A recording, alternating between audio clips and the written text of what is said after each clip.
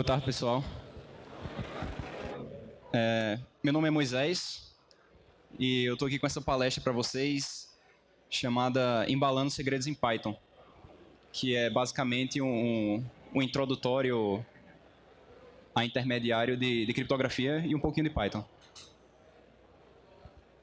Para falar de segurança de criptografia, a gente tem que entender, a princípio, com o que a gente está trabalhando. Então, entender o que a gente quer proteger. Geralmente, a gente está protegendo informação que a gente chama de informação sensível, informações confidenciais.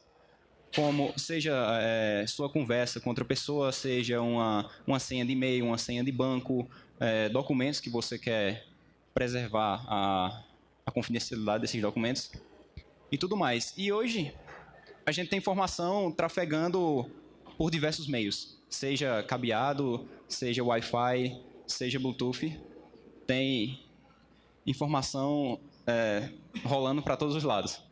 Só que essa informação acaba que a gente tem que proteger ela, senão qualquer pessoa poderia ter acesso e utilizar de forma indesejada.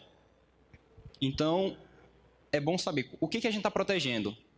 A criptografia, ela no final das contas, ela é um processo que vai lhe dar um custo a mais na sua operação. Então, esse custo que você está investindo é para proteger a sua informação. E vai depender e vai ser diretamente proporcional com o que você quer proteger, quão difícil você quer deixar isso para que outras pessoas tenham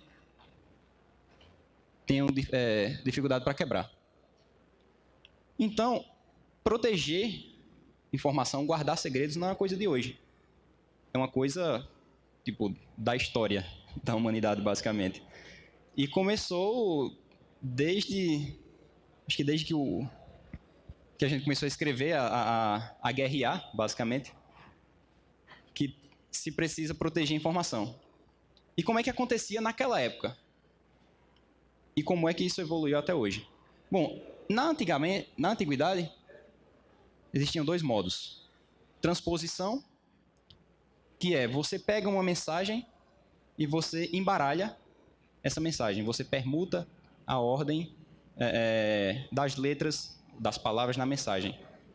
Então, uma das técnicas utilizadas era essa, que chamava-se bastão de Licurgo, onde você tem um bastão de um diâmetro específico, você enrola uma tira de couro nesse bastão, você preenche a mensagem na tira de couro, e quando você desenrolar a tira de couro, as letras não vão estar mais na ordem direta da mensagem. Nisso, o mensageiro poderia pegar essa tira de couro, usar como uma alça, como um cinto, como qualquer coisa, fazia a viagem, chegava do outro lado, o destinatário iria pegar um bastão de mesmo diâmetro para poder enrolar a tira e descobrir a mensagem final. Então, na transposição, a gente tem a permuta da ordem dos elementos dentro da mensagem. A segunda técnica é a substituição. Ou seja, a gente cria uma tabela de substituição onde cada letra, cada símbolo vai ser permutado, vai ser substituído por um outro símbolo. Um dos mais conhecidos é a cifra de César, onde você tinha chamava-se de chave o deslocamento que você dava nas letras. Então, na cifra de César, era utilizada a chave 3. Então, o A ele pulava B, C, D. O B pulava para E. E para cada letra da mensagem, você fazia esse salto 3 letras para frente no alfabeto, e deixando ele cíclico. Chegasse no Z, você voltava para o A.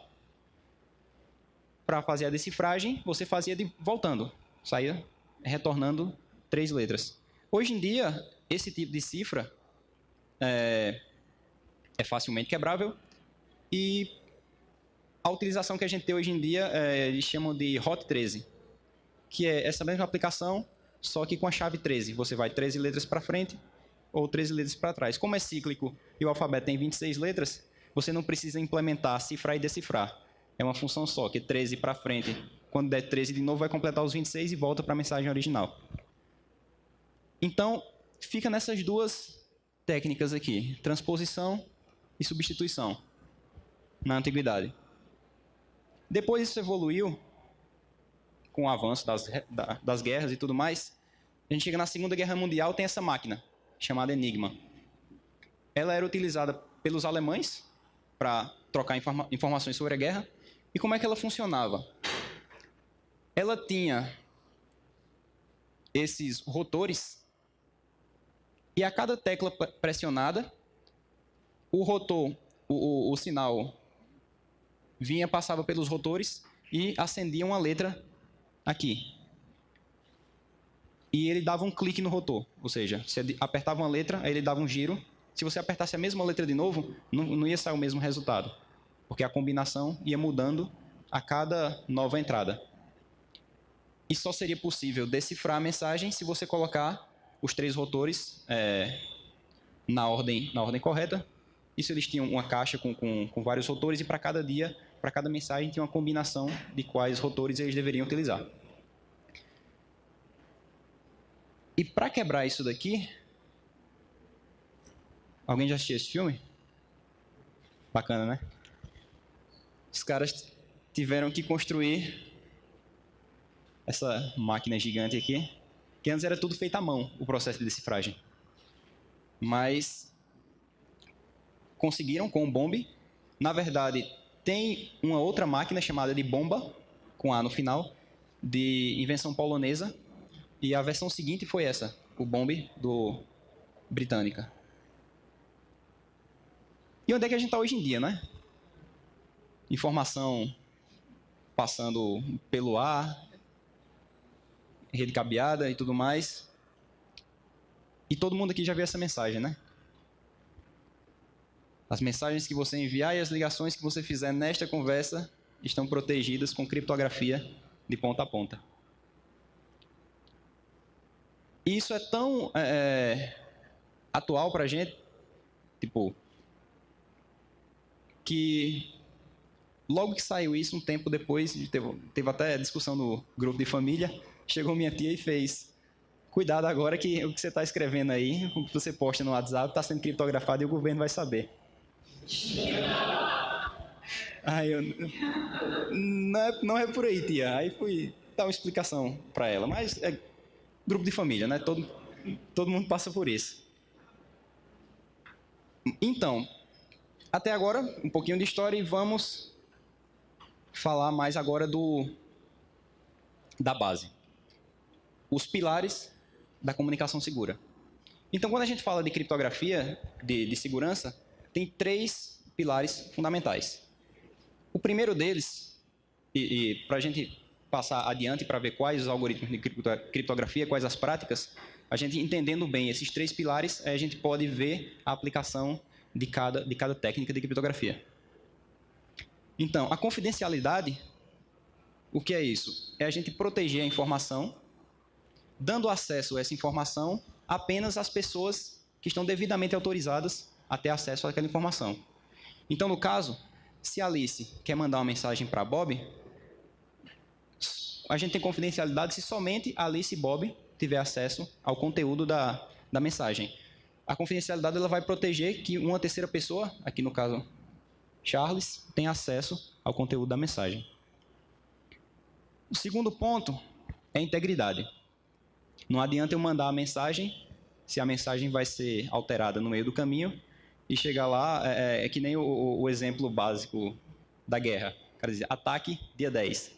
O cara altera a mensagem, ataque dia 11. Aí os inimigos ganham um dia para se preparar. Então, se a Alice manda uma mensagem para Bob, a integridade é o quê? A garantia de que a mensagem que Bob recebeu é realmente a mensagem original que foi enviada por Alice, e não uma mensagem adulterada. O terceiro ponto é a autenticidade. Se Bob receber uma mensagem confidencial, íntegra, ele também tem que saber se essa mensagem realmente foi enviada por Alice. Se foi Alice quem criou essa mensagem. Então, a autenticidade é o quê? A garantia de que outra pessoa não tomou o lugar do remetente, tentar se passar pelo remetente. Impersonificar, no caso aqui seria Charles tentando impersonificar Alice. Então, a gente verifica a autenticidade do remetente. Então, fechado esses 3 conceitos básicos de criptografia, agora a gente pode passar para a parte dos algoritmos utilizados hoje em dia, das técnicas, e o que cada um deles vai dar para a gente de retorno.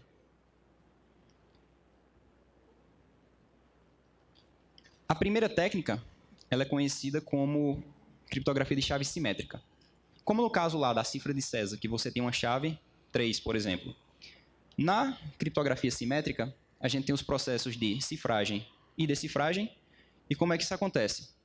Se eu tenho a minha mensagem original, quero enviar essa mensagem, primeiro eu tenho que proteger essa mensagem. Então eu vou cifrar essa mensagem utilizando uma chave. Essa chave ela tem que ser secreta. Uma informação que apenas eu, o remetente, e o destinatário têm acesso para que seja capaz de abrir a mensagem. Então, usando a chave e a mensagem no processo de cifragem, eu consigo criar o resultado aqui que a gente chama de criptograma. Esse criptograma, ele é... Se você tem um texto legível e você encripta esse texto, cria um criptograma, ele vai parecer agora uma informação ilegível. Você não vai conseguir tirar a informação daquele texto.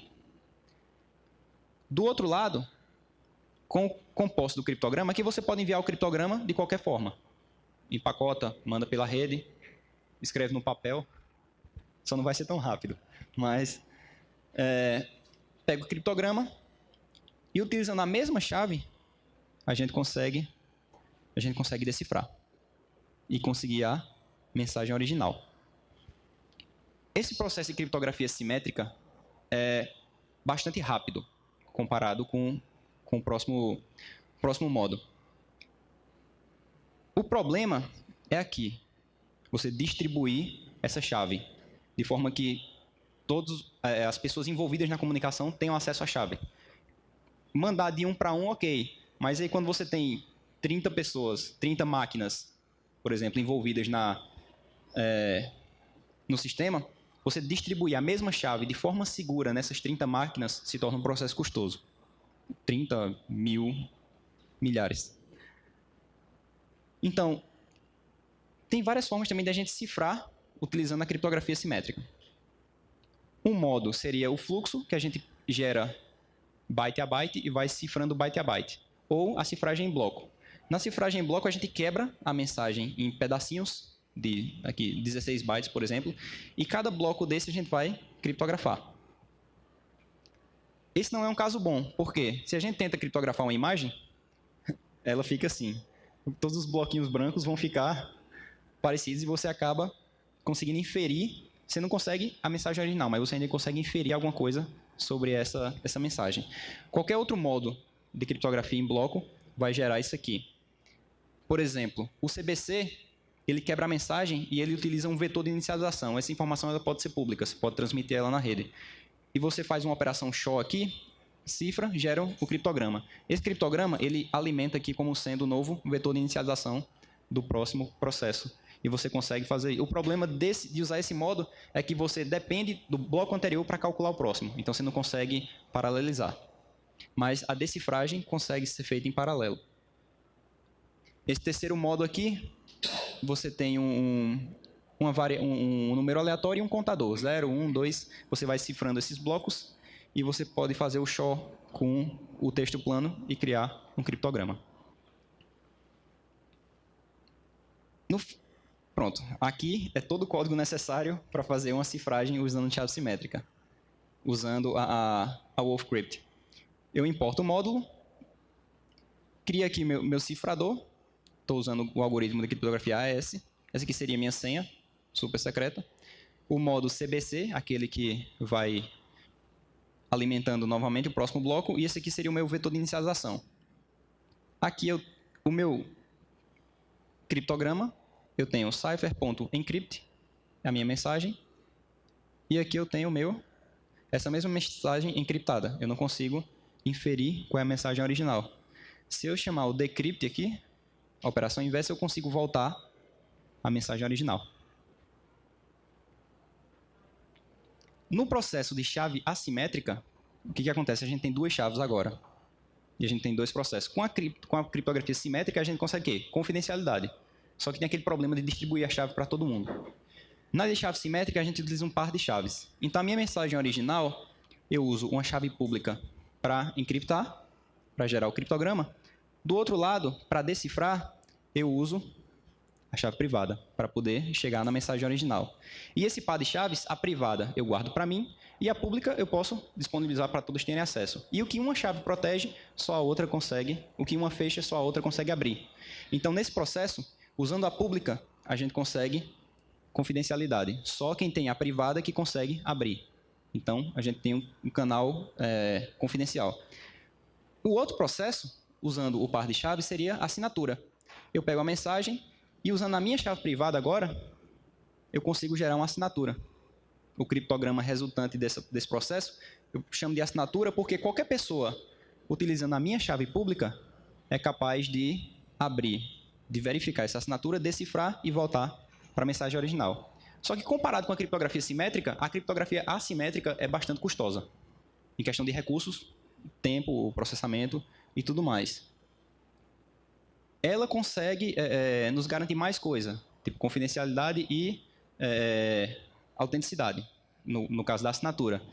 Só que tem essa questão da performance. O que os algoritmos modernos fazem? A gente utiliza criptografia assimétrica para negociar uma chave simétrica, que é mais rápida, e a partir desse momento a gente utiliza essa chave simétrica em diante, para proteger as mensagens.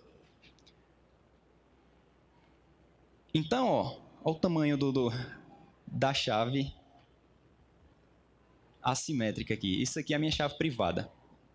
Comparado lá com minha chave simétrica, que era bem pequenininha, tipo 16, 24, 32 bytes, essa daqui a gente tem de 1024 bits, 2048 e por aí vai. E aqui eu tenho a minha chave pública, que ela é gerada a partir da privada. Aqui eu consigo criar a minha chave privada para cifragem e decifragem, quer dizer, e aqui a pública. Então aqui eu tenho o texto plano. Pronto. No texto plano, se eu quero cifrar, eu uso a minha pública. Então, pública, encrypt, passo o texto plano, ele vai virar esse criptograma aqui. E ele é bem extenso. Ele vai ter mais ou menos o tamanho da chave. O processo de decifragem retorna a mensagem original. Só que aqui, para cifrar, eu usei a pública. Para decifrar, eu usei a privada. O processo de assinatura, eu uso a privada para assinar. Então, esse criptograma aqui, ele só é capaz de ser criado para essa mensagem se eu tiver a chave privada. E com a pública, eu consigo verificar a assinatura que eu encontro a mensagem original. Então, aqui a gente tem confidencialidade e autenticidade. A gente pode ter esses dois pilares.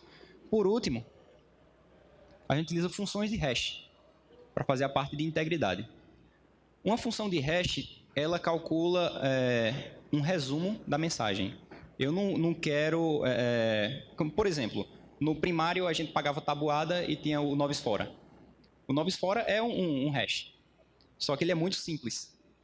Para ser um bom hash, como é que funciona aqui? Basicamente a gente tem uma mensagem que vai passar pelo processo de hash e ele vai ter o nosso resumo. E esse resumo vai ser sempre de tamanho fixo. No caso do novis fora, era sempre um dígito, de 0 a 8. Mas as propriedades de um bom hash, ele tem que ser fácil de usar, tem que ser rápido, questão de performance, inviável de forjar uma mensagem com um determinado resumo. Ou seja, eu tenho esse hash aqui, agora eu quero forjar uma mensagem que dê nesse hash. Isso deve ser muito difícil de fazer. Modificar a mensagem sem modificar o hash. Ou seja, se eu consigo mexer na mensagem e o hash ainda dá no mesmo, então esse meu algoritmo de hash não é muito bom. E encontrar duas mensagens que batam no mesmo hash, que a gente chama isso de colisão. Invariavelmente vão ter 2, 3, várias mensagens que vão dar o mesmo hash, porque o universo de mensagens possíveis ele é infinito e o universo de hashes possíveis é finito, porque ele tem um tamanho fixo. Aqui tem alguns exemplos, ó. O SHA, ele produz um resumo desse tamanho. O 256 já maior, o 512 maior ainda.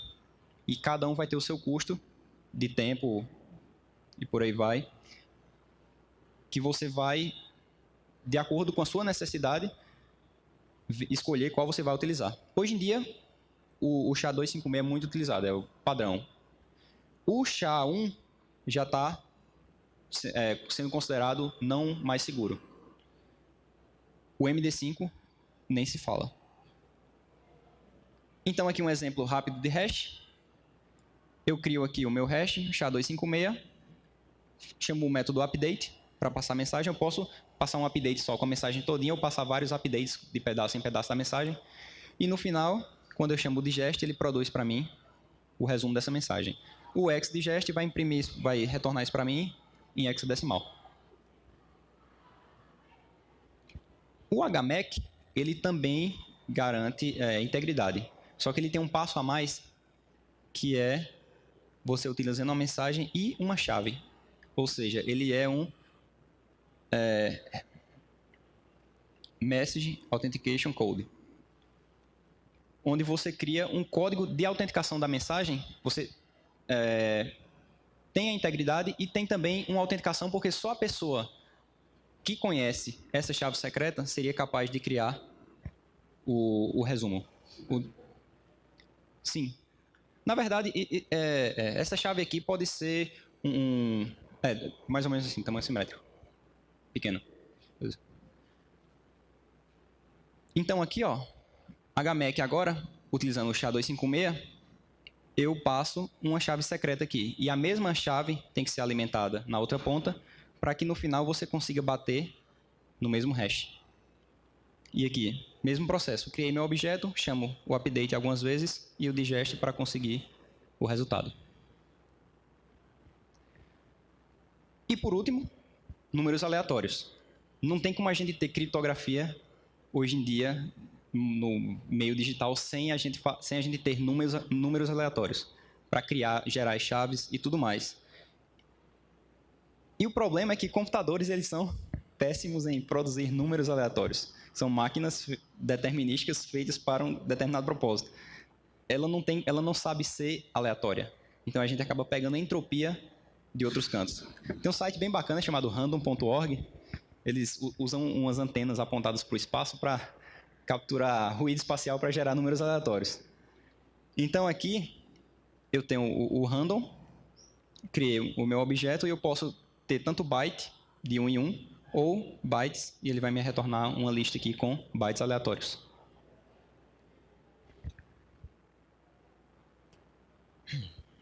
A instalação desse módulo tem duas partes. Primeiro, você precisa da Wolf SSL, que é a biblioteca de criptografia em C. Baixa lá no GitHub, clona, dá um autogen, roda o configure, make, sudo make install. Instalou a biblioteca em C. Próximo passo, pip install wolfcrypt. Próximo passo que eu estou tentando trabalhar aqui é fazer que só o pip install já resolva todo o processo. A documentação completa está aqui, wolfssl.github.io/wolfcrypt-py. Lá você vai ter toda a documentação de criptografia simétrica, assimétrica, hash e tudo mais. E os exemplos de como utilizar cada uma delas. E por que eu vou utilizar essa biblioteca Wolfcrypt? Bom, a WolfSSL, a empresa que eu trabalho, ela já tem um tempo no mercado. A gente surgiu para, basicamente, dispositivos embarcados. E hoje, a gente já está escalando para servidor, desktop e tudo mais. Era escrito em C++, depois a gente mudou para C. Hoje temos 26 empregados, 18 desenvolvedores, todo mundo espalhado pelo mundo. E mais de 2 bilhões de conexões seguras no mundo. Indústria automobilística, indústria de eletrodomésticos e tudo mais. O pessoal precisa de código mais enxuto. O OpenSSL acaba sendo bem maior do que essa biblioteca.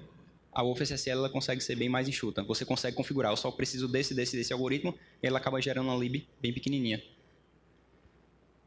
E a WolfCrypt é a parte dessa biblioteca OpenSSL aqui, que é o motor de criptografia. Então, o que foi que eu fiz? Eu peguei a biblioteca em C e criei o bind para Python, mapeando todos os algoritmos que eu precisava. Futuramente, vou adicionar mais binds para outros algoritmos, para aumentar a cobertura da biblioteca. E também, recentemente, tem um outro módulo, que é o WolfSSL, para você criar conexões SSL. Você usa o certificado digital e consegue criar sessões. Aqui meu contato e dúvidas.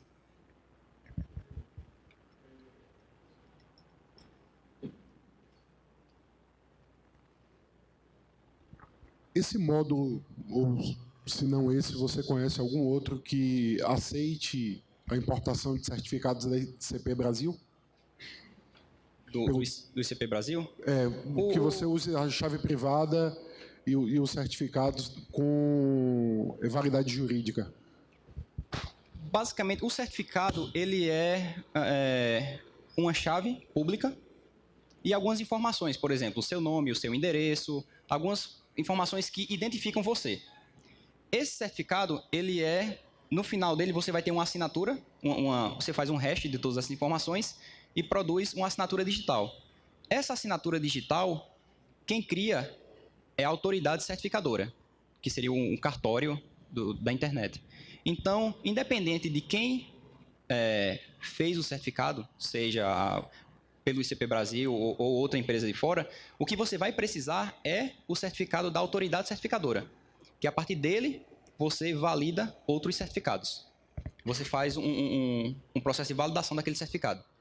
Então, quando você carrega as autoridades certificadoras, você está dizendo, eu confio nesse e nesse cara aqui. Qualquer certificado emitido por esses caras, eu confio. Aí, quando chega um certificado do servidor, você consegue validar esse certificado do servidor, conferindo nas suas autoridades certificadoras. Caso você não tenha autoridade certificadora daquele certificado, ele não vai aparecer validado. É como aquele cadeadozinho cortado do navegador. Por isso que você tem que baixar o certificado da autoridade certificadora e salvar no seu certificado do sistema. Mais alguma?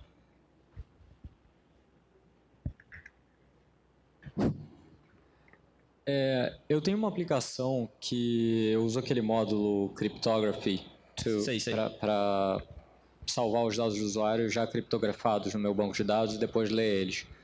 Eu tenho algum ganho em trocar de OpenSSL para WolfSSL? Depende do seu hardware, certo? A biblioteca, a gente funciona muito bem embarcado. O que acontece? Para cada plataforma, a gente vai pegar... se tem alguma otimização feita em hardware para fazer a criptografia, a gente vai utilizar. Então, na hora da compilação da biblioteca, ela vai detectar a plataforma e vai se otimizar para aquela plataforma. Quando não tem, aí a gente usa a criptografia em software, que fatalmente é mais lenta. Então, depende muito de você fazer o teste. Nessa arquitetura aqui, o que é mais rápido? O OpenSSL ou o WolfSSL? E também tem a questão do tamanho da biblioteca. Por isso que a gente é mais reconhecido, digamos assim, no mercado embarcado, onde você tem esses recursos bem limitados. Eu trabalhava, antes de trabalhar na Wolf, eu trabalhava com empresa de máquina de cartão de crédito, e a aplicação não compilava junto com o OpenSSL e não cabia no terminal.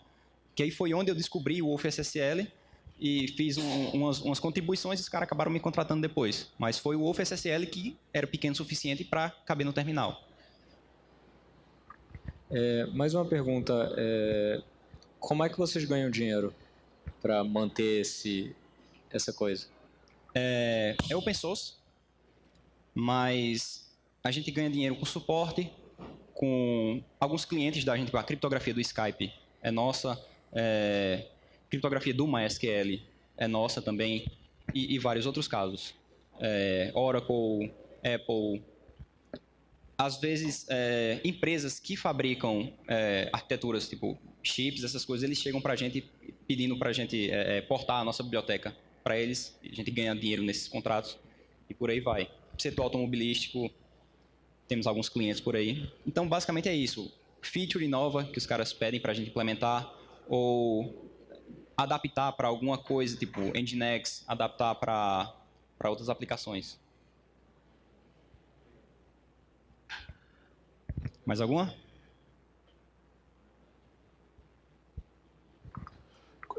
Quando você vai fazer a instalação desse seu software, tem que gerar entropia do mesmo jeito quando cria a entropia do OpenSSL? Gerar entropia no... Porque quando você instala o OpenSSL no Linux, ele pede para ele cria entropia. Então, ele cria a entropia do HD. Sei. O procedimento é o mesmo no seu caso? Não.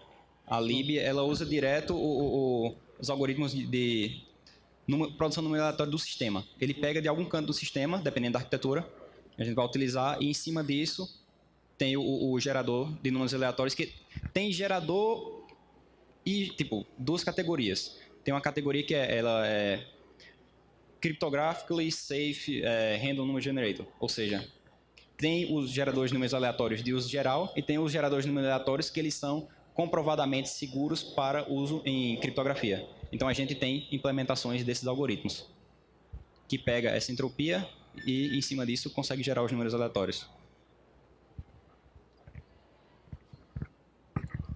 Obrigado, pessoal.